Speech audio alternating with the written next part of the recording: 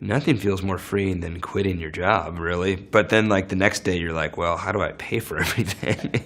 I mean, for me, if you're doing something creative, you gotta like make sure it doesn't start feeling like a job. Young and Menace is a true example of that.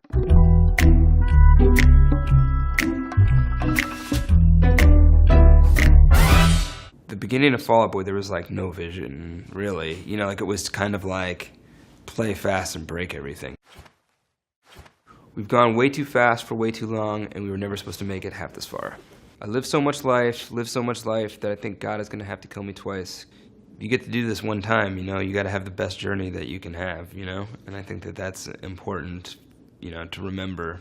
Kill me twice, like my name was Nikki Sixx. The whole line together is like supposed to be, it's like a double entendre. Like Nikki Sixx also like literally died. There's this guy in the 90s that like impersonated him, got all of his tattoos. There was an era in Motley Crue where Nikki was too fucked up and they took him out of Motley Crue, and this guy was Nikki Sixx for like 2 years. Nikki was like, I had to go to like court and stuff and be like, I'm Nikki Sixx.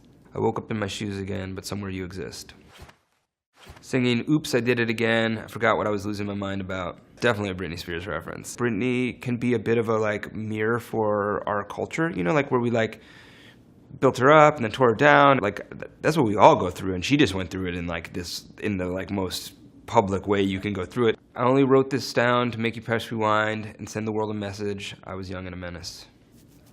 To me, there's like an age where you have like a grown-up body, but you have like a kid brain, you know, and especially with like guys, where like every other idea you have is probably like a chaotic or bad idea. When I thought about it, the idea was like you don't fit in, it didn't fit in anywhere. And then I found like the punk rock and hardcore scene, and like was like, oh, this is like where we all don't fit in, and we're all these like kind of like menaces or whatever. Woke up on the wrong side of reality. We live in it, man. Turn on the fucking news.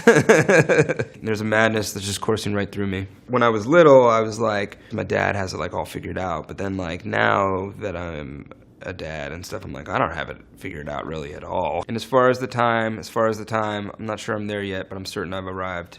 We were like, you know, 20-year-olds, so we like got out of, we were like late everywhere, but like the idea is like you've arrived in the press sense, you know, like you're like, we were like on TRL, but we were like not on time anywhere. I'm just here flying off the deep end. I'm just here to become the best yet. I'm just here for the psych assessment. I'm just here for the, have I flown off the deep end? Yeah, definitely. I'd like spilled this like salad all through my car, and I was like, went insane. And then like 10 minutes later, I was like in my therapist's office, and I'm like, I'm not talking about that fucking chicken salad. Like, this lady's like not gonna know like what a crazy person I am.